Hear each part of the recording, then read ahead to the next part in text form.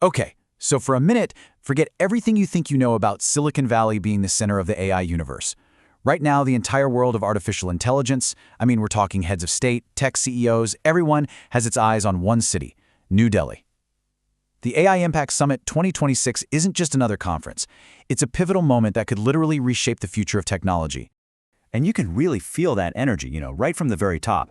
The host nation's Prime Minister, Narendra Modi, he framed the event not just as a global conference, but as this moment of immense national pride and a real showcase of India's rising tech talent. So yeah, this isn't just another summit. It's a statement for sure. Now what's really telling here is the location. Think about it. Previous summits were held in London, Seoul, and Paris. Bringing this whole conversation to New Delhi is a very deliberate, very strategic shift. It's about decentering the AI dialogue from the West and giving a powerful new voice to a whole other part of the world.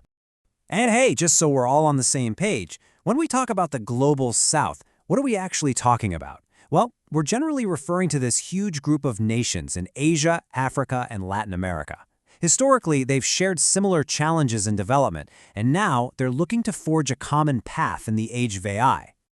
This quote from Microsoft's Natasha Crampton just hits the nail on the head. It perfectly captures the core issue at stake here. There's a growing digital divide in AI adoption. The technology is spreading faster than anything we've ever seen, but that spread is uneven.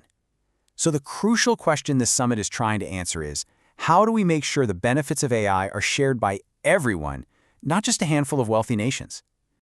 All right, so just how big is this event? Let's get inside the Bharat Mandapam Convention Center and break down the sheer scale of it all. Because honestly, the numbers here are genuinely staggering. First up, just the global reach. We're talking official delegations from over 100 nations all converging in one place. This isn't some small regional meeting. It's a full-scale global assembly. And everyone is focused on one single critical topic, the future of AI. And this just brilliantly illustrates the concentration of brainpower. Get this, over 3,000 speakers are taking part in more than 500 sessions. The expo floor is absolutely packed with over 840 exhibitors, and crucially, more than 600 high-potential startups. This is where policy meets practice, and it's where the next big ideas are being born.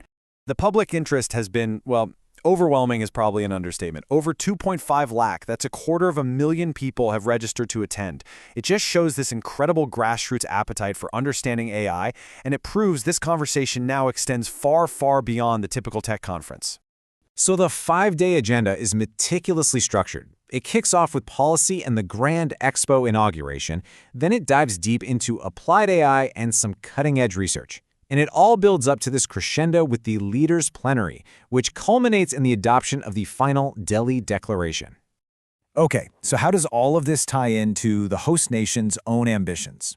Well, India isn't just providing a stage here. It's making a massive strategic bet on its own AI future, and it's using this summit as a global launchpad to tell the world about it. And that bet is backed by some serious capital. The Indian government has launched its National India AI Mission with an investment of over 10,000 crore rupees. This is a clear signal that the country is moving from just being an AI consumer to becoming a major AI developer. But look, it's not just about money. The mission has these concrete, tangible goals. First, build the infrastructure by making over 38,000 powerful GPUs accessible for shared use. Second, develop homegrown technology with 12 indigenous AI models trained on India's vast datasets and supporting its 22 official languages.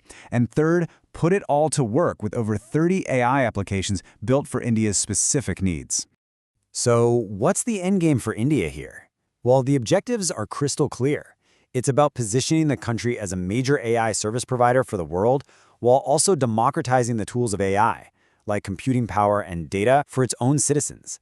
Ultimately, the goal is to use AI as a tool for mass empowerment and innovation. This all ties into a really powerful strategic concept called sovereign AI. It's the idea that for a nation to truly control its own destiny in the 21st century, it needs to build and control its own AI capabilities. It's about technological independence and making sure your digital future isn't entirely dependent on decisions made in another country. But while India's ambitions are a huge part of the story, the summit's goals are so much broader. This is about rewriting the global rules for AI and making sure the technology serves humanity as a whole. And this quote from Martin Schroeder of Kyndryl really hits on the guiding philosophy of the whole summit. The core themes are people, planet, and progress. It's a very human-centric vision for AI, focused on inclusive growth, sustainability, and tangible positive outcomes for society. And that philosophy is being translated into major global discussions. They're tackling everything from a shared governance framework to building a trusted AI commons of open data for the public good. The focus is on augmenting workers, not just replacing them, and on embedding ethics directly into the code of these new systems. And this isn't just talk. We're seeing tangible initiatives that put these principles into action. A perfect example is the AI by Her Challenge, which spotlights and funds women-led AI innovation that's aimed at solving real-world public challenges. It's a fantastic demonstration of using AI for social good, with inclusion built in from the ground up. So, as the speeches conclude and the delegates prepare to leave, what is the single most important thing to take away from this entire event? What should we be watching for in the weeks and months to come? Ultimately, the key takeaway is this. The Delhi Summit is far more than a tech expo. It is a bold, strategic move to reshape the global AI landscape.